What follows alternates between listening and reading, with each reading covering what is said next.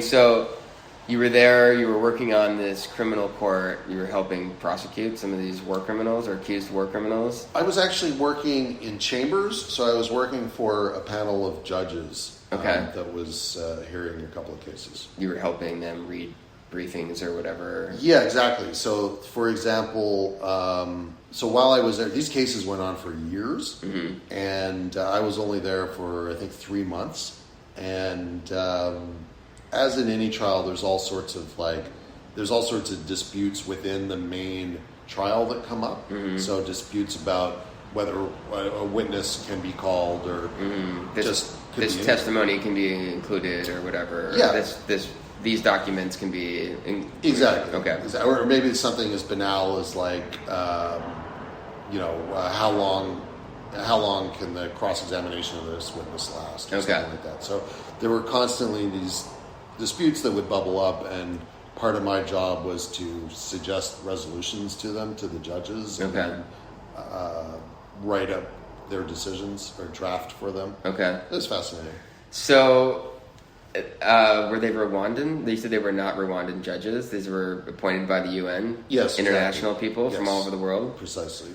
That presumably didn't have a bias in one direction or the other. Hopefully not. Yeah. And so, did you get a chance to? You were. I keep forgetting I keep wanting to say Zimbabwe, and it was. Now Tanzania. I don't know why my brain's doing that. Tanzania. Did you get a chance to see much of the country of Tanzania when you were there, or were you sort of bogged down with all the work that you had to do? I got to see a decent amount. I went on some good hikes. Tanzania is a really big country, so I didn't see that much of it. But I'm terrible with African geography. Is it Central, Eastern, Western? Eastern. It's Eastern. So it's Tanzania is in East Africa. It's just south of Kenya. Okay. And so not far from Ethiopia, Kenya, and yes, except that those are all big countries too. So Somalia. Those are bigger than Tanzania. I don't know. They're kind of more prominent. Pretty big. They're all pretty big countries. Okay. So, but yeah. Anyway, so Tanzania has a coastline. Oh, it does. It's on the Indian Ocean. It's on the Indian Ocean, and then Zanzibar, which you may have heard of, is part of Tanzania. Okay. It's a big island. And then inland there are these Great Lakes. Okay. What is called Lake Victoria. So Lake Victoria is in Tanzania. Part of it. Okay. And I think it's the biggest lake in Africa. I think so. Yeah. And I guess it's the source of the Nile, I think. Okay.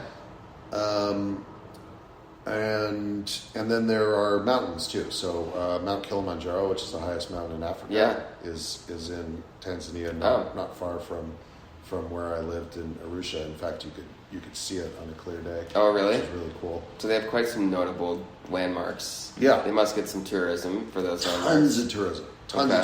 So Arusha, the town I was in, is like it's the safari capital of Tanzania. Oh, really? So just tons of activity. It's also because Kilimanjaro is close. It's a popular jumping off point for Kilimanjaro. Okay. And because the International Criminal Tribunal for Rwanda was there too, there were like a lot of services. There was an airport. There were it was like well served for Western tastes. Was that built for that tribunal, the airport? Good question. I don't think so, because there was a tourism industry there before, but I wouldn't be surprised if it was upgraded. Yeah. But there was like a lot of housing that was built and for people working at the tribunal, and good hotels and stuff like that. So you stayed in a nice hotel. I rented a house. I rented an apartment. Were you by yourself? Were you with Rebecca? No, I didn't know Rebecca then. This was 2005. And you weren't with a partner at that time? No, I went there after. My law school was 3.5 years long because it was the Quebec system. Instead of 3 years, it was 3.5. I got 2 law degrees, so it takes a little bit longer. So because of that, my studies ended in December 2004, and then I didn't have, like, I was done with school in December, but my job was starting the following September in New York. So you had some time. I had all this time, so I spent part of it in Tanzania. It was great. Let's see. So you rented a house. Were you walking to work? Were you taking a subway? Were you taking I suppose there were no subways. Would be my guess. No. It's a small town. Okay. How did I get to work? That's interesting. Did I walk? Jeez, I don't remember. Cab or bicycling? Do you remember? Now that I think of it, I don't think I could have walked. I really don't remember. Taxi, maybe? Maybe sometimes. Maybe all the time. I guess the taxis weren't very expensive. Yeah. Jeez. Do you remember, like, what's the nightlife? Oh, you know how I got to work? I took the local, like the shared minibuses, like we have over here on Flatbush Avenue. You know, the dollar buses? The dollar vans? Like the unlicensed guys? Yeah, exactly. And exactly. They're, I guess, driving conversion vans is how I think you refer to those models. Yeah. They're not minivans, but they're kind of like what airport shuttles Yes, run. exactly. So, exactly. Those Gypsy cab, dollar cab. Yeah. So in Tanzania, and by the way, I should just say I've done that I think once in my life, and that was during Hurricane Sandy. Have you done that more than once in your life here? I've never taken the dollar cab. I think I did it once. You flag them down. It's funny. Yeah, right. Yeah. So that, it's the same kind of thing. Okay. But it's hilarious over there because that's how everybody gets around, and they're all like kitted out. The artwork on these things was amazing. It was awesome, and a lot of them were like American hip hop themed. So there was like the Biggie one. I forget what they were called. But there was like the Biggie one. There was the Tupac one on the outside. Yeah, so the big mural of exactly, Tupac. Exactly, the whole thing would be painted with like images of Biggie, and it would say like in huge block letters like Biggie or Tupac. It was really cool. I loved it. It was really fun. And you're a fan of hip hop, so yeah, exactly. So, were there restaurants that you could go to that were decent? Is it local food, or were you just kind of being served international food, American style stuff? Yeah, good question. So there were I guess some kind of Western places. I wasn't interested in that because, like, the local Tanzanian food, I liked it. It was very simple. You would like it. There were some really great vegetarian options. At the time, I was vegetarian. So it was like interesting. It was very simple, but I like that. Kind of just the staple there is this meal. It's like this grain meal. I can't remember what it's called, but like it's typical in Africa. The kind of different regions have their different like starch, which is just kind of it's like a blob of some kind of grain meal. Okay. And so you take a little piece of that with your hand, and then you take a bit of vegetable, maybe like a spinach and some beans, for example. I really like that. But one great thing about East Africa is there's a very deep connection to India. So there's a lot of like ethnic Indians who live around there. Oh, really? And in fact, the mayoral candidate Mamdani, Zoran Mamdani. Yeah, okay. This guy that's big on TikTok now? Yes, exactly. So his family, in fact, he was born in Uganda. His family were Indians living in Uganda. Ethnic Indians living in Uganda? Yeah. So wow. So there are ethnic Indians living, big populations in Kenya, Uganda, and Tanzania. Okay. All of which were English colonies. Okay. And so the Brits brought like Indian laborers over. Okay. And so they'd been there a long time. There were deep communities there. So in Arusha, there were tons of like amazing Indian restaurants. I mean, just like fantastic. Interesting. So I ate a ton of Indian food. When there would be Indian people working in these restaurants? Oh yeah. Yeah? Yeah. Did you eat any of you said you had some of the more traditional... Oh yeah, for sure. Like for lunch, generally I would go to like a local Tanzanian place for lunch. I see. And then cook dinner for myself. But sometimes if I go out for dinner, it would be to an Indian place. And was there, much of a sort of a street life cafe culture there, or not so much? No. So after dinner, things are quiet. Everyone's going home, going to bed. Yes, but well, no, there were some like fun little outdoor bars.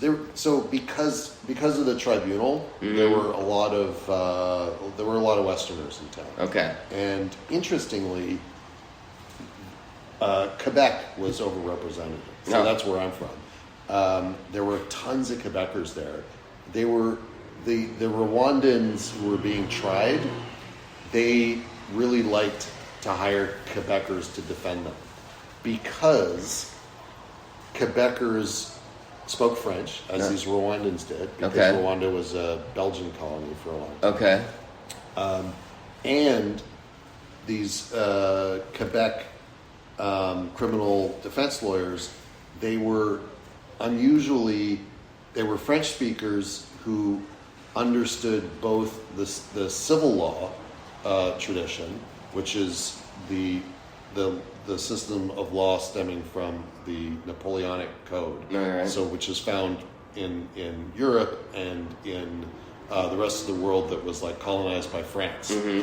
But they're also well steeped, because Quebec is a weird jurisdiction itself. These Quebecers are also well versed in the common law tradition, which is the law of England and places that England colonized. So because this tribunal was an international tribunal, it was kind of a blend. It blended these two systems of law. So Quebecers were like really uniquely well positioned to navigate this weird ad hoc system of law invented by the tribunal. So where I'm going with this is that there was a hockey culture in Arusha, Tanzania. So there was no ice, but there was a Canadian guy who lived there, who brought over a couple of legitimate like road hockey nets. And every time he would go to Canada, he would bring back like a duffel bag filled with hockey sticks and like road hockey balls. So you play deck hockey or street hockey, or whatever you call it, on your tennis shoes and running around. Yeah. You guys had some asphalt surface that you found that... Yeah, there was. Yeah, I think it was like a basketball court or something. Okay. Like that. So that was tons of fun, and it wasn't just Canadians doing that. Like there were some like... The great thing about working at a UN tribunal is there are people from all over the world. Yeah. And they loved hockey. It was super, super fun. Interesting. I also played a lot of basketball when I was there with an American guy who would host people at his... He had a basketball court in his house, play basketball there. And a couple of months after I left, he died. Oh, shit. Which is the kind of thing that, like, would happen sometimes. From people how would did just die. Who knows? Like, just, like, nothing, no foul play or anything, but, like, people would get some kind of illness and just die. That happened more scary. Often than you would think? And it was Westerners that were getting something? Yeah, maybe because they were... I would only hear of the Westerners, but probably Westerners are, more exposed to this kind of thing. Because they don't have the immunity to whatever, some mosquito-borne virus or something? Maybe, yeah. Or something in the water or whatever. Yeah, exactly. Wow.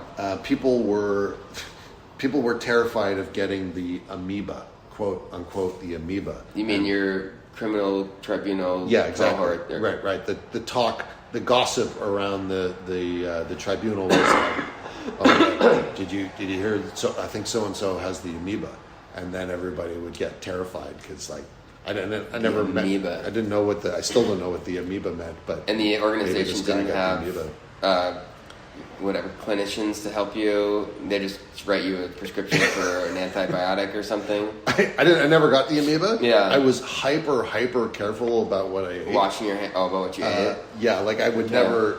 Yeah, I didn't eat anything raw the whole time I was there, like any raw vegetables or anything. Yeah. But I did get, I got a terrible fever at one point, which was in a super bizarre experience where I just spent like 2 days shivering in bed, which, and it was fairly hot out there. So, would you go back? To, what do you mean? To Tanzania? Just to visit? It's not at the top of my list just because I spent a lot of time there, right? But, did you get a chance to go into the countryside and did you like to Kilimanjaro or to Lake Victoria or anywhere just in the countryside? Absolutely, yeah. I mean, I did some like really awesome hikes, and I also did this really cool experience that it was kind of I might call it like an ecotourism program or a kind of I don't know what the word is, but the idea was to kind of drive the typical tourist who go to Kilimanjaro. There's a route in Tanzania. You hike Kilimanjaro, you go on safari, and then you go to the beach in Zanzibar. Oh, okay. So those three places get tons of tourism, tons of tourist dollars, but like not that many people go off of that route. So there was some NGO had created this program to like try to divert tourists into like parts of the country that don't get exposed to those tourist dollars. So I signed up for some kind of program with them where I just went to like a Maasai village for a few days and just like lived in this village. And is that the largest ethnic group in Tanzania? I don't think the largest, but certainly one of the more fascinating, captivating for Western eyes. So the Maasai are, you no doubt seen pictures of these guys. They're typically very tall and skinny, and they do this. They're well known for this dance, this like jumping dance they do, and they're like their lives center around their cultivation. It's not the right word, but they're tending to cows. Their lives center around their relationship with the cows that they keep. So they have a very agrarian culture still. Yeah, fair to say. I mean, Okay. they live in villages where they like they live off of the land, specifically their cows. And not very technologically advanced. They don't have a lot of... Yeah, I mean, not that they're opposed to it, I don't think, but they live, and this is 20 years ago, so I'd like to know, I'd be curious to see how their lives have changed. But at the time, they were, not like less exposed to technology than the average Tanzanians. Oh, okay. And you might recognize them too. They're kind of well known for wearing these like red tartan printed cloths. Okay. Anyway. Yeah. The name sounds familiar. Yeah. So you got to spend some time with them. Yeah, that or was in their village. Yeah, Did that you like was super eat meals with them, or Yeah, you just attend some of their exactly this dances or something like that? precisely. Yes, that's exactly it. Okay. Yeah. And that was through a tour that or through some NGO thing. It was this NGO. Yeah, it was kind of weird, but it was really neat. Interesting. Really fun, yeah. So let's just wrap up a little bit. So you have traveled pretty extensively, especially in places where we kind of focus where Westerners don't go as often, and you've even lived, in the case of Tanzania, you lived for a number of months, right? Is it 3 months? Yeah. So what's your relationship with travel? Is it something that you feel like? Well, I should just ask the question. Yeah, interesting question. I mean, my relationship with travel is like I need it.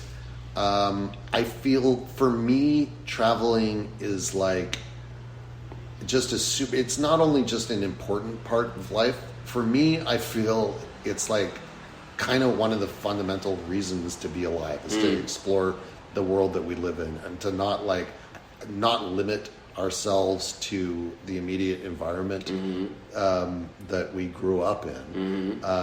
And I have a kind of mixed feelings about travel because obviously to do that, you have to have the means to do it. And I'm lucky that I have those means. Most people don't. So I feel dumb saying that like travel is like an inherent part of life. Of course it isn't. For me though, it is. I mean, I'm lucky to have those means, so I'm happy to. You are, but you are also making specific decisions that allow you to do this, where other people have not made those decisions.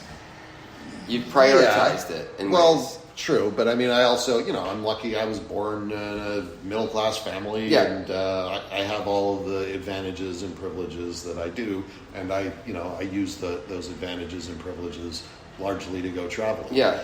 But so aside of, whether or not it's for everybody, but for you, it is like, tell me, it sounds like it is what we were talking before about the narrative that you're programmed with, that you almost don't have a choice, that you receive as a 16, 17-year-old, or it sort of really comes to full awareness at that age, right? And then that gets really re-examined, I imagine, right? When you're actually traveling to these places. Totally reframed. Yeah, for sure. Absolutely. And, it's not just like traveling to whatever Kyrgyzstan that gives you that perspective, but I think just getting out of the place that you were born in, and that everyone that you ever knew lived in. Right. You get out of that. I mean, you've lived that experience too. Your perspective changes, and you learn new things about the world that you find surprising, and that contradict things that you learned about that you thought you knew as facts growing up. Yeah. And once you have the first experience like that, you realize, like, oh my God, there's probably a ton of stuff that I've got wrong or that I just don't know about. Right. And that feeds the desire to keep learning more and more stuff about that. Yeah, I agree. To me, it's a super different kind of learning. It's not just the learning because I'm supposed to learn and get more knowledge, like sort of like because my parents told me to or my teachers told me to. It's like, oh no, now I actually have a different experience as a human. Like, for example, just saying like, oh, not everyone gets to do these things. Also, not everyone gets to, like, just thinking about the things I have in my life, right? Like, I don't even think twice about having a shower that works properly. My shower almost always works properly every single day. Why don't you use it? And, that's not the case for everybody, right? Yeah. And that's also, that both gives me like a sense of privilege and maybe some feelings of guilt sometimes, but it also gives me an appreciation. Like, instead of me comparing myself to my wealthier friends that live in a wealthier neighborhood that have maybe a second home or something that I don't have, instead of focusing on that, I can focus on, I have this, I live in this building that is well maintained and I don't have to think twice about X, Y, and Z every day. And so I'm able to read more, I'm able to listen to music more or whatever. It's a radically different thing to repeat in your brain rather than just, oh, why don't I have this? Why don't I have this? Or, oh, I have to do this. I have to do this. And that's something that travel has done for me. And that's like, I learned about other cultures, not just to know another fact, like just because that's we can all get it, that mode of learning. Oh, I should learn more. I should know more just to know more. Like I should just be a better person and know more. But it's actually to have a different experience. It's like a physically different experience. Your mood has changed, when you see things differently. And that other thing of disrupting what you thought you knew. I mean, I kind of thought I knew everything important. I knew I didn't know every fact. I wasn't like the smartest person in the world. But I knew how the world worked, basically, is what I thought when I was 18 and 19. Because I read the newspaper and I watched the nightly news and they supposedly knew what was going on, right? Like, these were the experts. And even if there wasn't a defined thing, I thought I knew the contours of the conversation. And so in that way, knew everything. Like, okay, well, these people think this, and these people, so somewhere in the middle, or whatever. But then I would experience things where I thought, no, these huge areas that I thought I knew, I don't know. And there was a freedom to that. Like, what else don't I know? Yeah. Because when I was 20, I kind of thought, fuck, in a lot of ways. Like, this is how the world works. I didn't know we were allowed to swear on this podcast. Yeah. Actually, it is rated. Told me that, I would have. It's rated whatever on Apple Podcasts, so we can swear. No, but for me, it was liberating. It wasn't terrifying because it was like, I kind of thought, oh shit, I know how the world works and it's depressing. Everyone has to it's just constant competition. It's the same way. Like, this is how you earn money. This is the only way to do it. this is what you should do, this is what you should have kids, you should, like, to me it was a sort of depressing assessment. And then to have some of those core things changed by travel has been like energizing. Like, oh wait, there's different ways to do this. So this is a great place to end, I think, because we've come full circle to what we were talking about before. I mean, you just. I mean, I don't know if you were doing this on purpose, but you're just talking about how your consumption of news when you were like 18, 19 years old, yeah, and how that shaped your mind, and that's what we started talking about first, yeah, and that really is when you travel, you learn how you start to learn about the filters that you've been consuming all the information through, that you never knew existed before because you just lived in it, right? But when you go outside and you see literally a different perspective on things, and you start to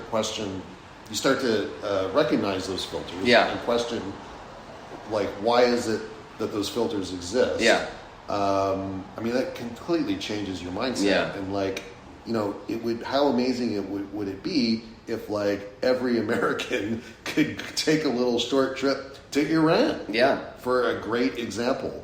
And not to sound anti-American, if every Indian could take a trip to, South Africa, right? Because, I mean, I was thinking of this Indian friend I had who was, he was a software developer, and we would talk politics all the time. And he would tell me all the kind of inside baseball about Indian politics, and it was like, the Muslims would be beating up on the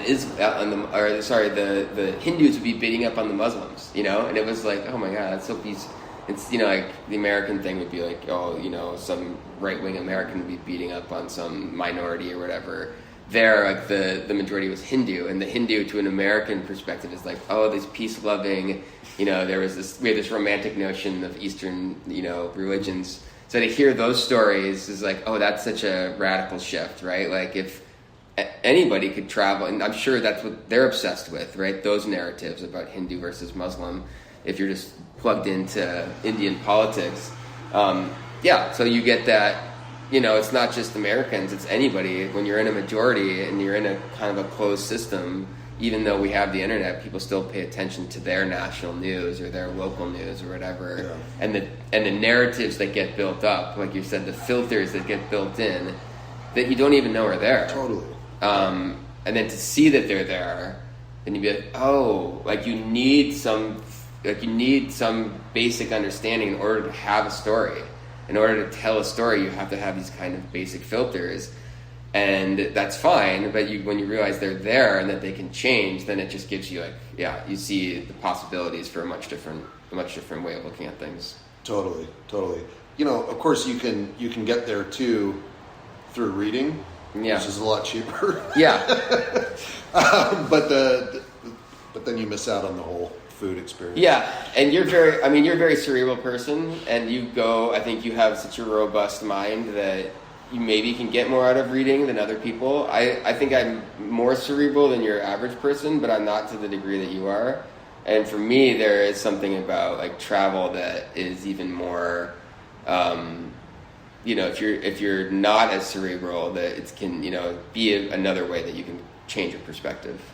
Yeah, I mean, I don't know how cerebral I am, but I will say just the one other thing that I wanted to mention here, just on the value of travel, which seems, I don't know, maybe kind of trivial, but it's true. So I'm going to mention it here in the spirit of exploration, and that is that, whenever I see something new for the first time, whatever it is, I get this little tingle in my brain of like some kind of, endorphin response, or I don't know what it is. That's like, yeah, that's great. Just anything new. Yeah. See a building for the first time. Yeah. I get the same feeling when I walk down a street in Brooklyn that I never walked down. Yeah. So I absolutely love that experience when I'm in a new place. First time, get to whatever new city, Algiers, walk down the street, and like everything is new. I've never seen this before. My mind is just like lit up with endorphins, and like that is it's hard to get that. I mean, you can't get that experience unless you travel. Yeah. Because otherwise, you're going to see the same things. Yeah. And it re-energizes you for the rest of your life, right? For when me, you come back, definitely for me, that is, I feel that. I like physically feel that. Yeah. I know the experience, and it's getting me excited to go to the UK, which, even though it feels like something that, of course, is well known to Westerners, I haven't been to outside of 36 hours in Glasgow. So, I know, and it does. I can get real tired of daily life. I do have a regular job, 9 to 5. I'm in the same building. I'm doing the same thing. Yeah. I mean, I'm very fortunate that I get this time off as a teacher that most people do not get, and that Kate gets so much time off as a French employee. Super fortunate, and never forget that, really, because I worked for 11 years, not in that setting. So anyway, but it's looking forward to these trips, and then coming back after going on them has given me it sustains me a lot for the rest of the year. Yeah. I hear you, man. All right. Well, thanks so much. We're shaking hands now. It's true. In a kind of a hip-hop style. This was a long one, but a good one. I hope everyone out there enjoyed it. I know there's been not as much content in the last few months, so hopefully this will sort of make up for that and tide you over till the next one. Thanks a lot, and peace and love.